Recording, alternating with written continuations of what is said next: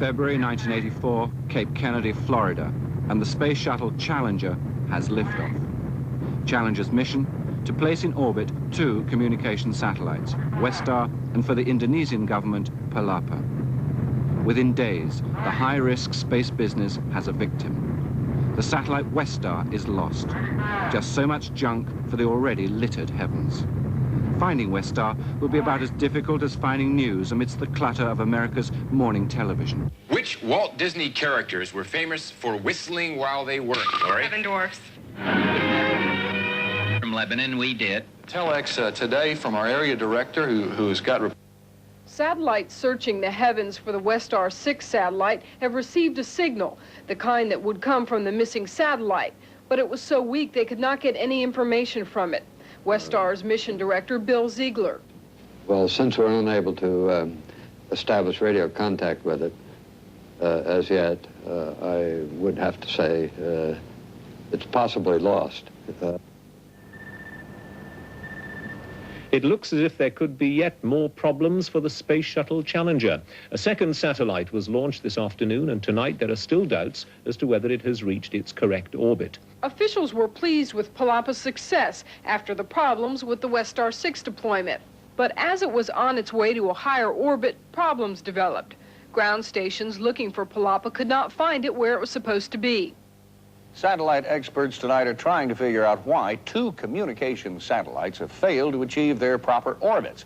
The 10th shuttle mission is suffering from a problem that results in losing just about everything that leaves the cargo bay. They are a very, very important part of our communication satellite industry, and getting the communication satellites to geosync orbit. We are going to offer all the help that we can in the resolution of this problem. Hughes tracking personnel have confirmed that the Palapa satellite cannot be found in its expected orbit. Well, now we have 2 perfectly good satellites simply in the wrong orbit, and the chances of saving those 2 satellites aren't very good at all. In London, at Lloyd's, the insurers have paid out $75 million. Reluctant to accept the total loss of Palapa, a Lloyd's syndicate agrees to gamble a further $10.5 million on the NASA rescue plan. Syndicate leader Stephen Merritt.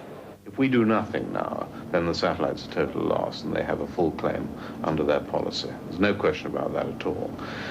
If we can go through, in conjunction with the Indonesians and with NASA and Hughes, with this recovery exercise, then there's a very good chance that there will be some sort of saving. How many millions of dollars will actually be saved is anybody's guess, but it doesn't take many millions of dollars to be saved to make it worthwhile doing. At the Johnson Space Center, Texas, Director of Engineering Tom Moser and his team have come up with an ingenious plan. Fine. How are you? I mean, fine. We've got, let me show you this for this. Finally getting in the final configuration. Right, we've got a concept here, which I think is going to work fine. What we intend to do is to get a shuttle up to a place in space where the satellite can be brought, the satellite then be loaded onto the shuttle, brought down, refurbished by Hughes, made in a condition where it's effectively as good as new, and then it can be relaunched. Committed to underwriting a sci-fi concept, Merritt awaits the NASA small print. We want to bring it back to within about 35 feet of the orbiter. Station keep. Joe Allen will then pull out of a stowed area on a pallet something we call a stinger. But essentially, he flies this stinger into the nozzle of the satellite, captures it in the throat. All right, now the manipulator comes around. You're running out of hands. Grabs hold of this, right, rotates it around to this position. Joe Allen lets go. Got the guy on the bottom. He releases this stinger, the probe, actually pulls it off. Okay. And this time you'll need to rotate it to your right in the opposite direction. But you're at my other left. Testing the Stinger has been assigned to astronaut Joe Allen. Working in an airless chamber in a radiant environment of -300 degrees Fahrenheit, his assessment is crucial. No, now it's slipping. Okay, and we can observe that. It's not catching into the cog at all, so I'll have to go with my other hand, make it catch into the cog, which would be hard to do if this were fastened to the front of me. Okay, we copy. That is connected, and it is locked, and I verify lock. Roger. Then go ahead and turn the speed disc and take up the immediate slack. Okay. Speed disc is being turned.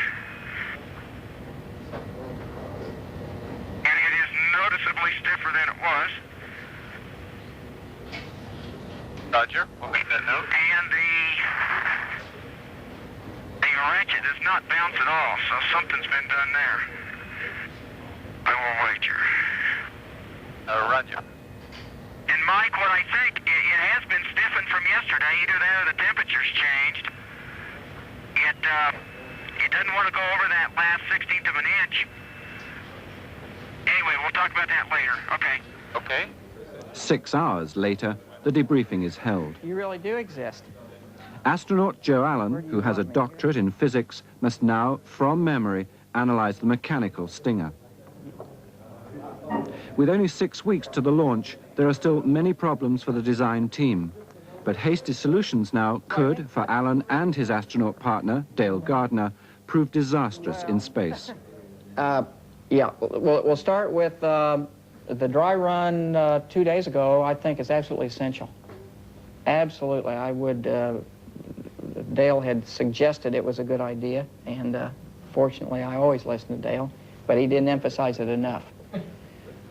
The next thing was the ring that goes on the stinger, the extra stinger, worked fine. But you now have to get down and feel around for the little ratchet toggle and hold it in the up position, clockwise position, until it engages. But it works okay, but you just got to be aware of that. Did you exercise that one, Dale, in the cold? No. That just needs to be done again. We know what the problem is, and we think we know how to resolve it. Okay. While Joe Allen contends with the mechanics of rescue, Shuttle's front office contends with the press and its public relations. Dr. Lunny's office, Lois Ransdale. Yes, ma'am. Dr. Lunny is on site today, but not in the office at the moment. Is there a more simple way to do it? Can, instead of using the probe, the stinger, what have you, we can grab this thing with a pair of pliers? I don't know that anybody's come up with anything much simpler than this. What is it costing NASA? The total is 5.5. $5.5 million, and that's... For both. $5.5 million for both. And it's yet to be done, but we are looking forward anxiously to trying to do it next month. This $2.75 million charge per satellite, is that contingent upon success? No. It's in the bank. Okay. It was decided early that we would run this program in as open a way possible, and we would tell people what was going on in the program and keep the press and our countrymen and everybody else informed. A little bit like freedom, perhaps. It was so fundamental to us that we don't stop to talk about it, and we kind of take it for granted. A month prior to launch, and the crew of Space Shuttle Discovery must give a press conference.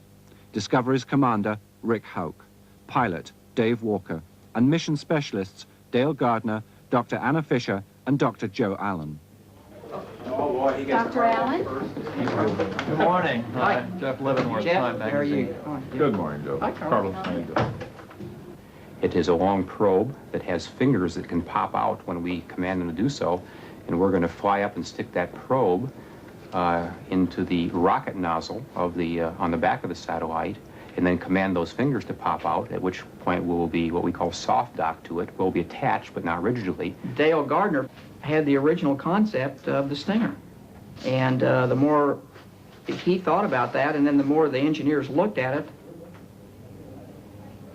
the better idea it seemed to be. And time will tell whether it's a flawless idea or not. But that's very much a concept originally from Dale. Is he an amateur mechanical engineer? Who, Dale? Well, he's a professional He's Navy test engineer, and nothing amateur about any of it. But I mean, his training is in a different. He was engineering. Well, let's see. I'm not engineering. It's kind of engineering. There's mechanical and electrical, and he's very knowledgeable in almost all those fields. He actually was originally educated as a physicist. Joe's the flyer, and I'm the mechanic on that one, if you want to look at it that way. My job on that one is the attachment of many varied individual weird-looking structures to the satellite after Joe has already captured it. When they presented this plan to you, this sort of celestial juggling act, yeah, did you shake your head and go, is that the simplest way? In simple terms, the satellite retrieval is just go grab the satellite. It's the first step, and hold it so that you can secure a piece of tooling to it, a fitting, a large fitting, that really mates the satellite then to a pallet in the Space Shuttle payload bay. That's all there is to it. Countdown continues for tomorrow's launch of the Shuttle Discovery, and we'll take a look at that and more when we update world and national news in just a moment. Stay with us.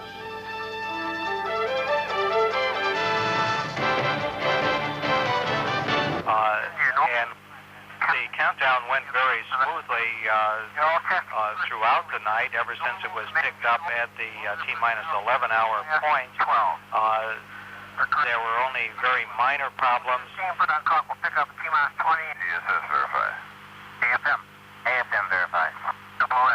My major concern is that there's something that we haven't thought of. You know, we put this flight together very quickly in a shorter time frame than we normally prepare for a complex mission, and you worry that you haven't thought of all of the possibilities.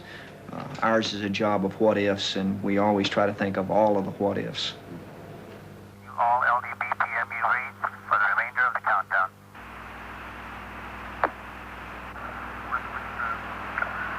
Well, gentlemen, ladies and gentlemen, I guess it's a moot point at this time. We've been informed that we've been directed to scrub today's launch. Therefore, we will not continue. In Mission Control Houston, Florida's decision is not unexpected by flight directors Bourgeois and Stone. But the news has still to reach all NASA personnel. Shuttle Boss Secretary Lois Ransdell. Muffins, hot muffins. No go, and we will have to scrub for today. I know it's a disappointment to the team, especially. I waited at the gate for them to open. Oh, they didn't. What happened?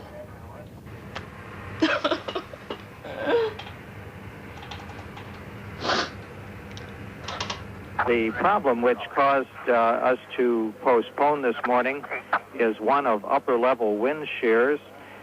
They have been extremely erratic between the 20,000 and the 50,000 foot levels.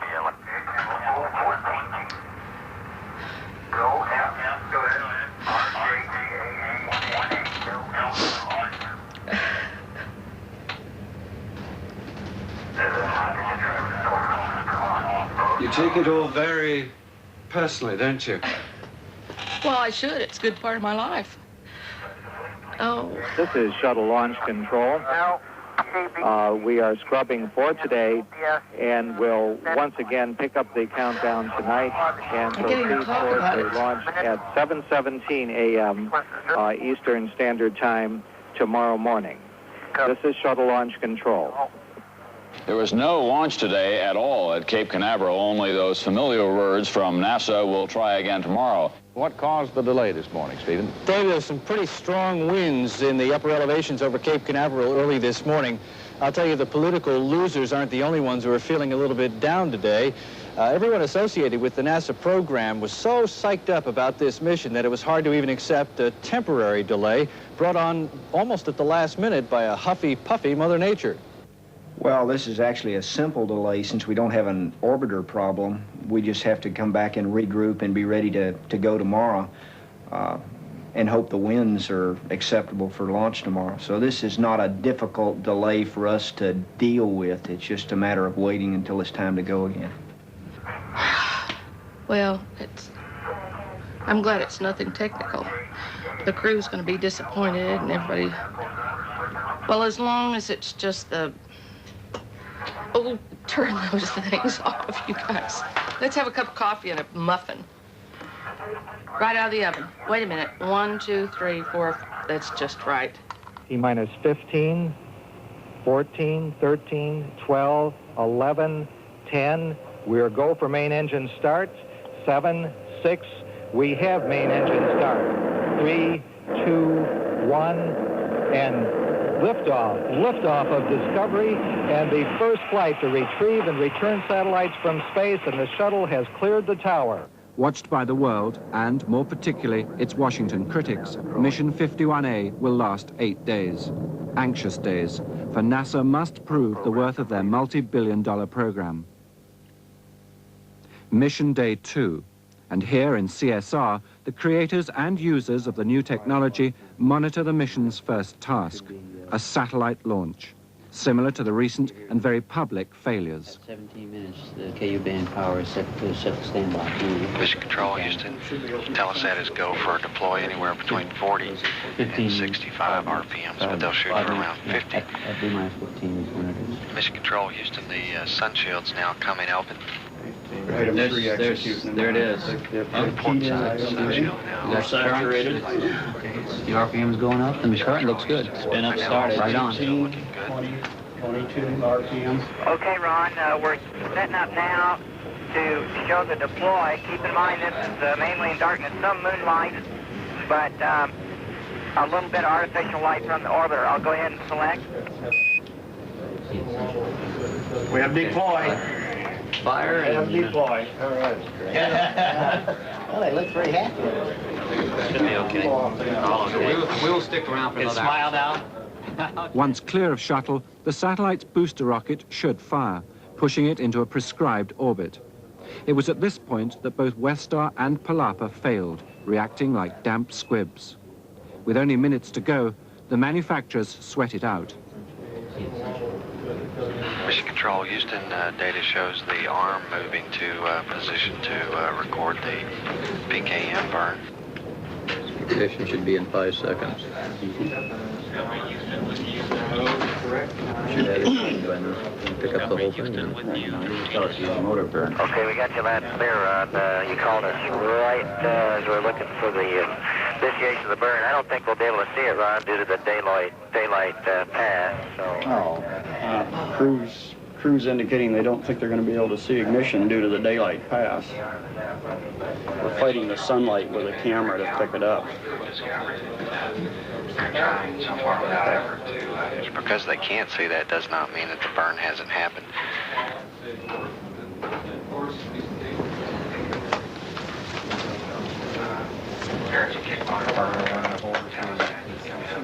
The arm is out looking, but we can't see anything. So we'll have to wait till a little better than an hour from now then for spacecraft acquisition before we have a good indication. Mission Control, Houston, the first opportunity that the ANIC Control Center will have to take telemetry from Telesat will be at an upcoming station in Brazil, and they're not sure that they'll get data that would confirm the burn or not.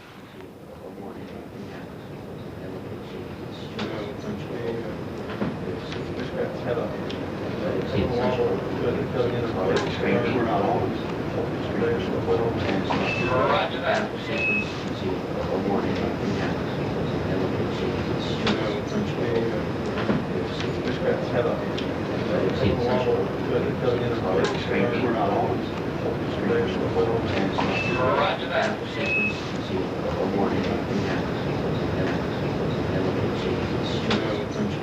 56 minutes later, it was confirmed by the tracking station on Guam that the Apogee rocket motor had boosted the satellite into a geosynchronous orbit.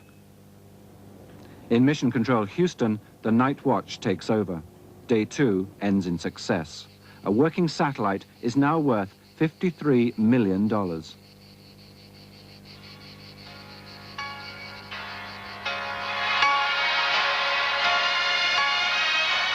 Pleased with themselves they may be, but the task on day 5 will not be so routine. Donning 2 EMUs to go EVA, supported by a PLSS, Joe will traverse from the FSS on the MMU.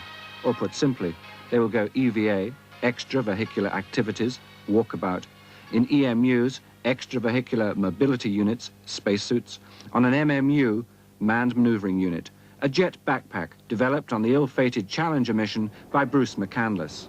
I was the first to fly the MMU, 41B. It was a very pleasant, fantastic experience. When you get out away from the orbiter 100 yards and you look around, the only man-made object that you can see is, in fact, the orbiter off on the horizon. 1 minute you're over the U.S. and a couple minutes later you're over Africa, for example, brings home the point that we have to all work together to cooperate and to preserve our environment. As the Discovery crew sleep and loop the world, a report concerning the previous Challenger mission is being presented to senior management. Shuttle is unsafe. Tiles designed to prevent the crew being incinerated on re-entry are falling off. I would have to say today we do not have an ability to meet the next launch. You could be in a posture where the program would have to make a decision on whether to delay the launch for some more time. To me, that's a fairly difficult choice to make.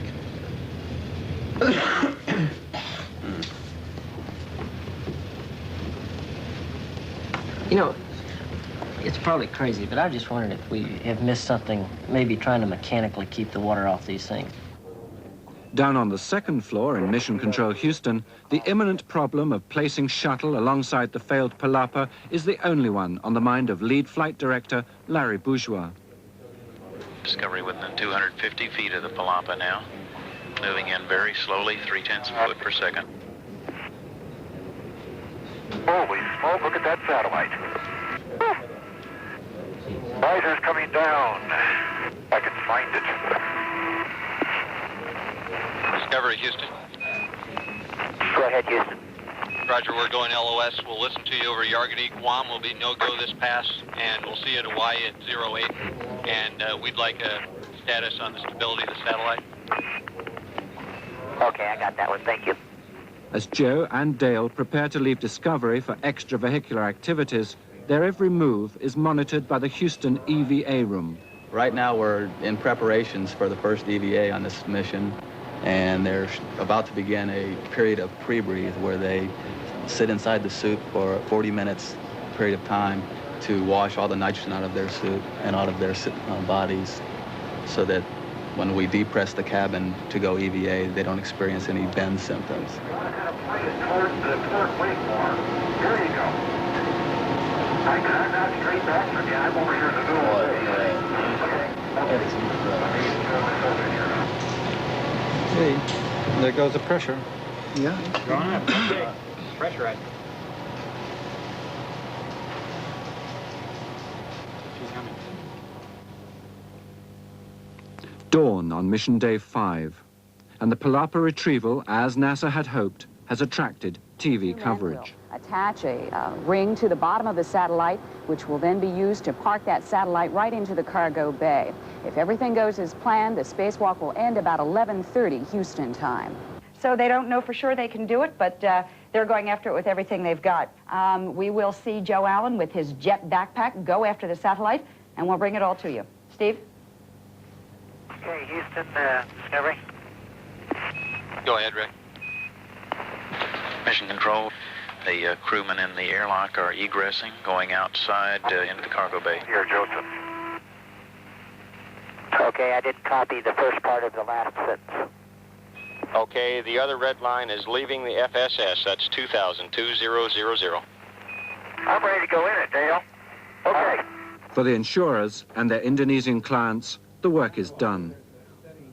In the customer support room, it's time to cross fingers and hope for the best. Lloyd's man, Stephen Merritt. The real purpose of being here was just in case anything went wrong and there was a need to express the customer's point of view. And thankfully, up to now, there's been absolutely no need to do that.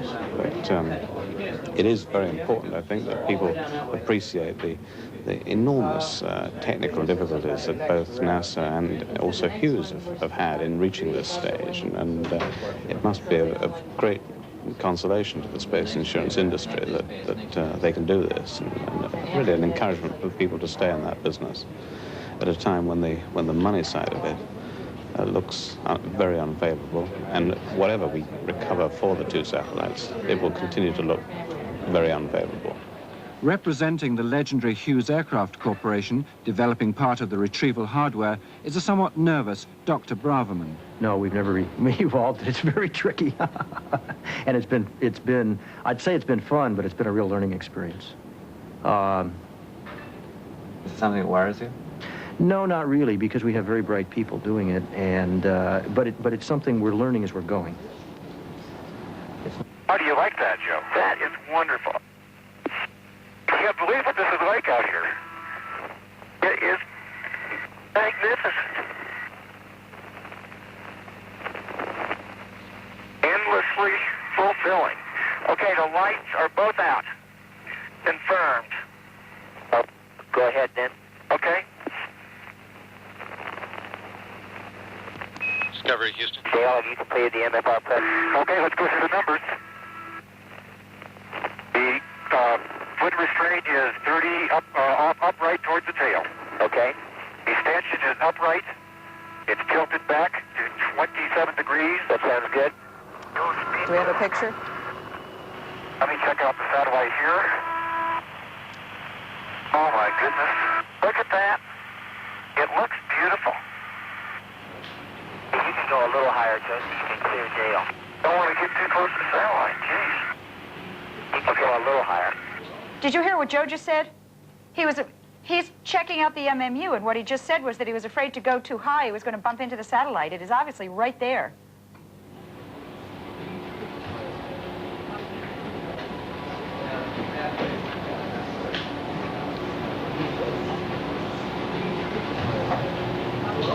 There it is. Look how close it is. Yeah. Looks as if it's going to come right in.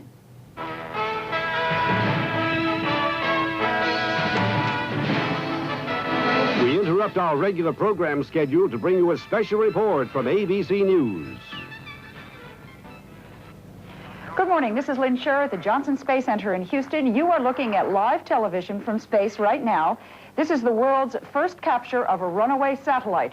They're traveling along at 17,400 miles an hour in synchronous orbits. There's it come up beautifully. That's Joe Allen, the astronaut, who is flying that jet backpack on his way to go get the satellite. These satellites, remember, were not designed to be retrieved. What do you got left for gas, Joe?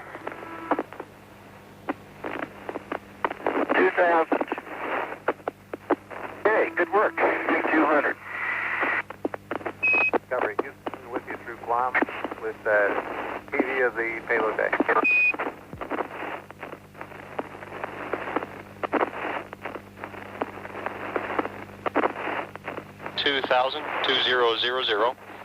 To start the translation, 1600, 1600, and to perform the docking, 1100, 1100. It's now 8 o'clock at the Johnson Space Center. There are future missions to plan, ideas to research, the bureaucratic details of a civil service to perform. It's demanding work for the center's 7,000 employees, especially when, like Lois Ransdell, your mind is elsewhere. I think it's fantastic, but I still... Those fellas really have guts.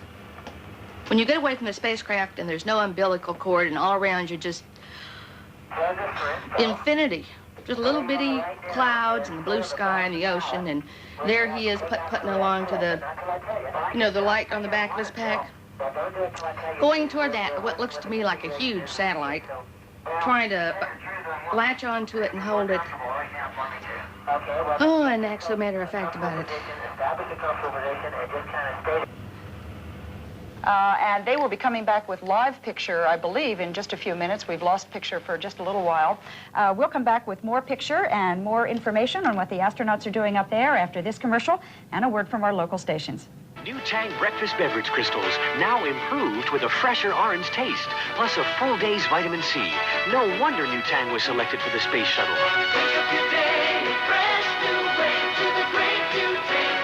Improved with fresher orange taste. Who'd ever think I'd get hemorrhoids? I don't sit around all day.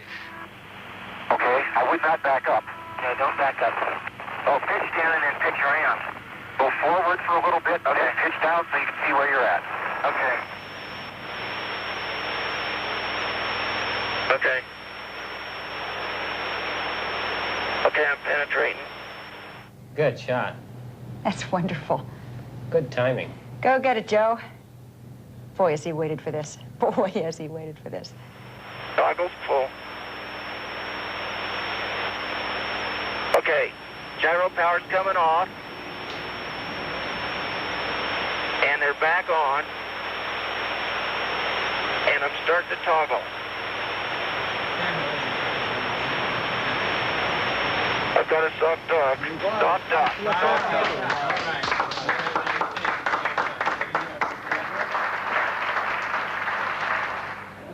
They've done splendid work, and these astronauts, you know, they're truly American heroes, these astronauts. Go ahead, keep making my day. Yeah, right. You should have been around. You should have been around for a couple of the tense moments back in the last couple of months.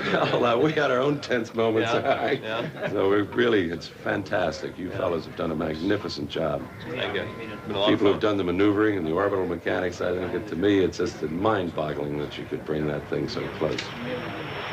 Pulling it down. Pulling it down. Okay, the wrench is broken over. Stop the clock. I've got it tied. Okay, you can draw around to the left and come towards us. Okay, you can draw around to the left when you're comfortable, Joe. I'm happy, but my stomach is still turning cartwheels, and I'll feel much better when we get that adapter on. So much money in the bank. Well, it's not quite in the bank, but it's getting there. It's certainly getting there. Certainly feel a little better now than when I first came in this morning. Mission Specialist Anna Fisher will use the mechanical arm to grapple a fixture on the side of the Stinger and move both the satellite and the crewman over into position for Gardner to attach an A-frame structure. There's no end to that talent. Exactly. Just hope they can come home like good boys. Exactly. Well, it's not over yet. We've got to get it down in the bay before it's over. We got satellite on the end of the arm, but we still have not got him in a position where we can bring him home. Once we've got it down in the bay, then I'll feel good. You're going to present the antenna in to me. I want to inspect it in a few minutes to see if there's a place I might tether to, in addition to holding onto the 4-bar. Okay, I'll bring it over, and you just tell me where you want it. Okay. Dr. Braverman, you say you're not there yet. What are you waiting for? We have to put the adapter on the ring of the spacecraft. And until we get that done, really, they're going to put the A-frame on next. Then it's our turn, because the adapter is something that we built. And there's still a lot left to go, but we're awfully happy with the way things have gone so far. Those pictures are magnificent. Do you have those pictures? Oh, yeah, those are just absolutely magnificent. In fact, they're putting an A-frame on now, which... Yeah, that's a good picture of the front end. Oh, my God. Yeah. I know. It's just been amazing to watch. I was flying. I'm just 3 feet off the ground.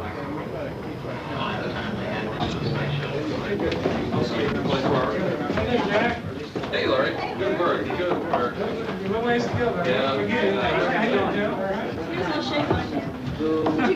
For Larry Bourgeois, it may only be one small step between CSR and mission control, but in that time, Joe and Dale have hit a problem. Okay, Anna, now wait just a second. Okay, it's going to have to, the top end's going to have to go aft, and I hope this is going to be possible for you.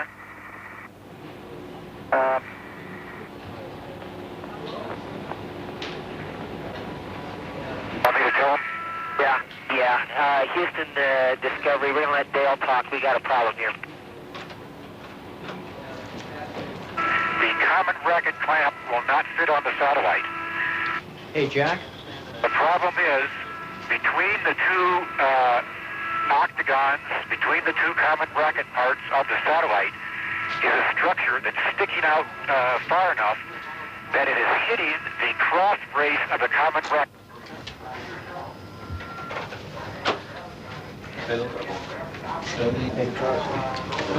Listen a bit. This structure right here was hitting the cross brace of the common bracket clamp. It stuck out far enough that I was not able to push the common bracket clamp in far enough that way in order to make the V-head clamps go over the octagons. Put payloads, hit payloads. Hang on. The astronauts have discovered a design fault. Up to the top, right below it, right below it. A ridge of just 1/4 of an inch is preventing the mechanical arm grabbing Palapa and stowing it into the cargo bay. So Joe Allen must literally hang on until a solution can be found. Yeah, I hear it. I mean, I don't understand what the reason is, but I hear it.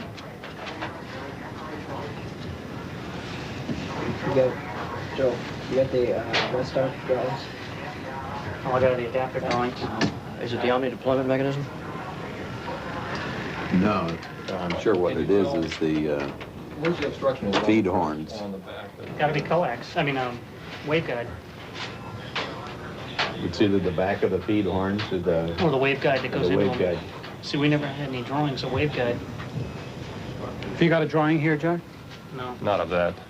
We debated how many drawings to bring, and there was 1,000 drawings of that stinking spacecraft. Yeah, I understand the plan. We need to get a feel for how substantial that thing is. If it's a coax or a waveguide we can cut or bend, that's another way to look at it, too. Hit it, dent it. But there's no way, probably, yes. I think you should be able to cut it with those shears, or hit it with something and push it out of the way. Because if it's waveguide, it's easy. If it's waveguide, it's thin wall rectangular flex. tubing. It's not flex. No. Where's Jack? Jack, there are photographs here. You ought to take Wait a those. second, will you? Not going to see much of the blankets on there. No, that's the best we can come up with. Where's the common bracket?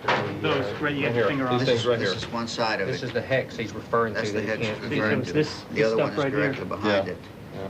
Okay, also, do you have a number for him at home? I understand that. No, there's no question about it. They're going to go ahead and try the contingency mode then. You can't get Barry Ross. I haven't tried yet. I still got the secretary of things. I'll have her try and call him at home. She said she'll be in about 8:30. Uh-huh. Yeah, try to get him at home, that's right. Is Davis Basto there? That's the thing to do. They've got to tether it, of course. And they can get the wrench on it.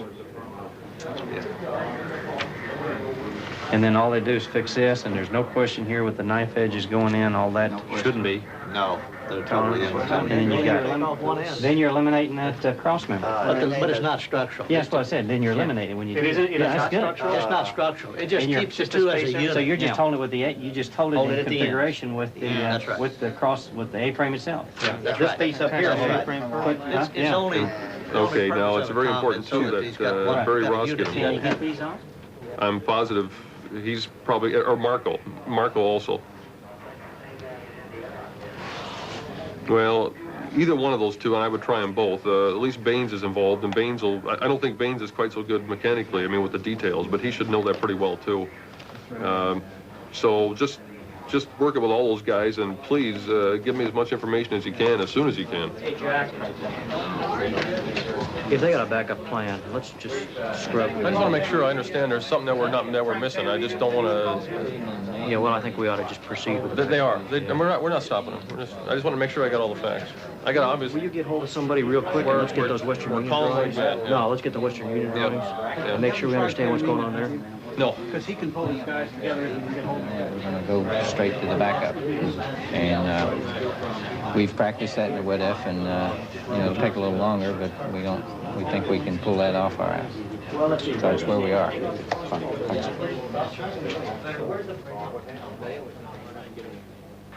And my power tool is here, ready to go, as soon as Dr. Allen shows me a satellite. Okay, I think you're ready. You can just lay there and leave your brain running while your body rests a second. Okay. My body's in fine shape. I really haven't been working that hard, frankly. Been mostly mental, not physical. I wish I could say it was different. Tom, how would a problem like this arise? Something somebody hadn't anticipated? Well, it's something that we didn't anticipate from the configuration of the spacecraft. There are waveguides that transmit the information to the antennas, and the waveguides probably are not held to a specific configuration since that's not important for the spacecraft. And it was the configuration of those waveguides and this cross members that generated an interference. You gonna get it sorted out? You bet. The thing had some close-ups of Have we seen forward the end. forward end? Yeah, if we can get a playback of that. Let's get that playback right now. Yeah. Okay.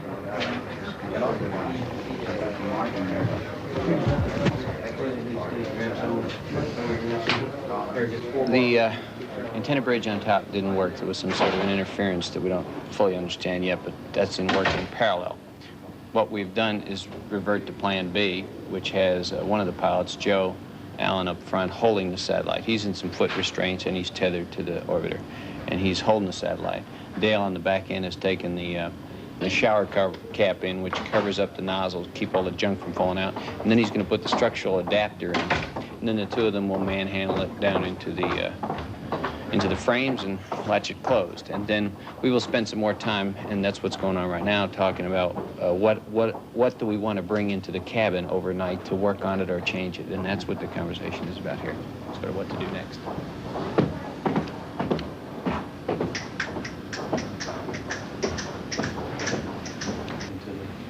But it takes away an option if you do. Then you can't go back and use it like it was intended. Yeah, if you take it apart. You take it apart. That's right. Okay. So they're going to get that other thing over here? Yeah, it's on the way right now. Okay. What was my comment before? It's never over till it's over? No, they're going to wrestle this one down, and what we're doing is working on Westar to make sure that we understand what interferences might be on Western Union, and we're a little embarrassed. But NOS will take care of this one. I'll get it done. It's very impressive the way that 40 people suddenly appear. You mean 40 disorganized ants all of a sudden got organized? We just appear that way.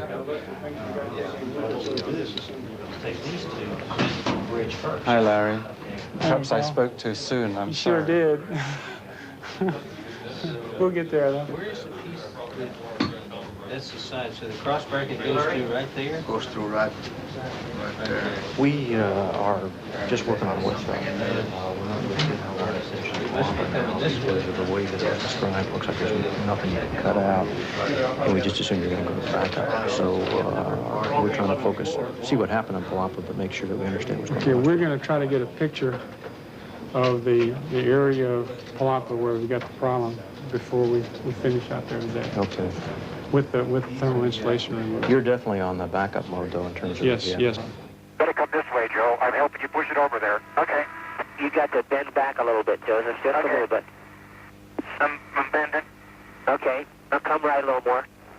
They have removed the RMS from the satellite, so he's holding the satellite by himself. Then 4QA4566. Okay, they're going to put an adapter on the satellite while he is still holding on to it, and then he's going to take the satellite and twist it, and they're going to, with him holding it, dock it or mount it into the orbiter. It's still going on, so we don't know it's going to work for sure, but it looks like it's going to work. Hey, Joe, take it up out of the bay. I got the stinger in my hand. Okay, Joseph. Up very slowly.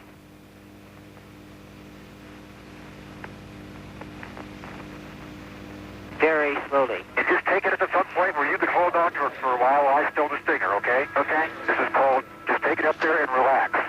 We'll get it back in position for the adapter in a second. Good work. Don't have it yet. Ah, I thought you did.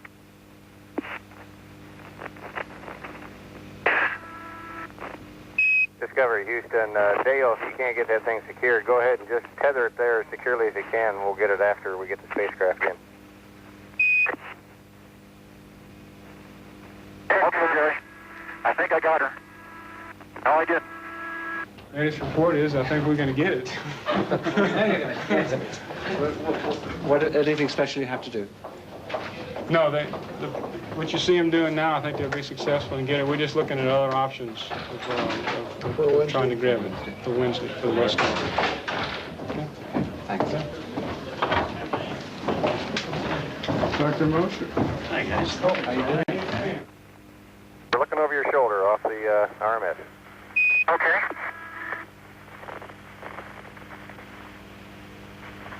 Doing number number 1, right now. How's the time, Jerry? We're 4 plus 1.5 at this point, Joe. Okay, so we got a little time left. Roger. Bonnie asked to make sure that Joe made sure no pigeons perched on his shoulders. I've never been safer with regard to pigeons.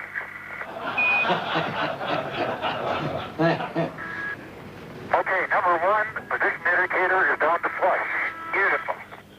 Going to number 5. Now I can twist it however you want, Dale. Okay, that's all you're going to do. Right, you're moving it? Yeah, and now I'm stopping it. Okay.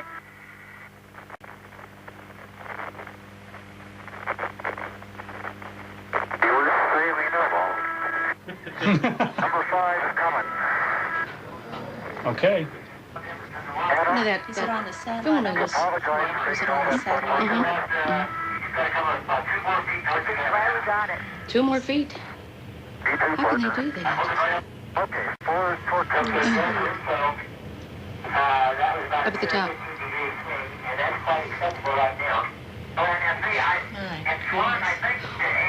Oh. Gives me goosebumps. Sound like a couple of tourists. Are we asking? Pull up a chair, Peggy. Are we asking how much the satellite was? a little further. Boy, we gotta do something for those guys. I tell you, these guys are doing a great job. That's why I say we gotta do something for these guys when we get back. There's no question about that. Okay. I kinged them for a wrist tether. I have one. Oh, I know, but I've been doing it with this mini workstation. Oh, yeah. It's been just, you know, it wraps around itself and it dangles. But I'm so close to the end that it's not worth getting off this horse and getting on another. He sounds like he's just a little bit tired. Said he was. You got to tilt the satellite back left. Okay. Lock her off, Jules. Easy.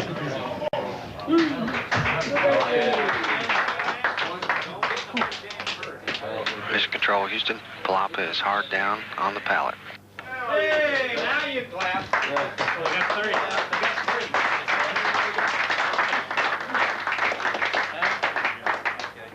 30. We pick up and deliver. You have yourself a spacecraft, Mr. Benner.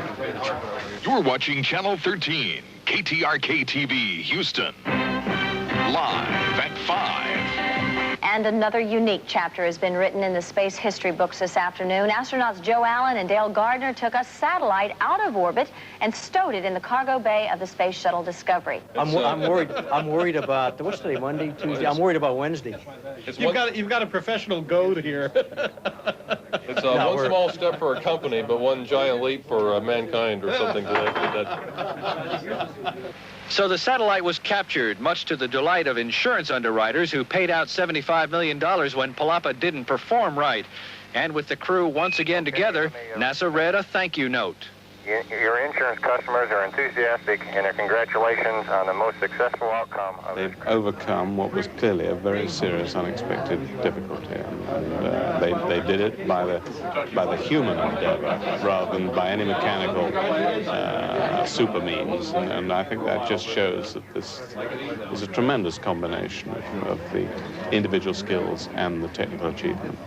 I'm absolutely tickled pink. I just want you all to know how proud we are of what you've achieved on this mission. You've demonstrated that by putting man in space on board America's space shuttle, we can work in space in ways that we never imagined were possible. Bless you all. I have to go to work down here on Earth, but just please know how proud all of us are of what you've done, and God bless you all. Thank you, sir, very much. All right. Goodbye. Bye-bye. 6 nautical miles to go. Discovery Houston, on glide slope, on center line. Roger. Now 4.6 nautical miles out. 1.4 nautical miles. Wheels are down and locked. Mission 51A rescued 2 satellites, launched 2 more, made 126 orbits of the world, traveled 3,289,000 miles, but Discovery landed late, 1 second late. We have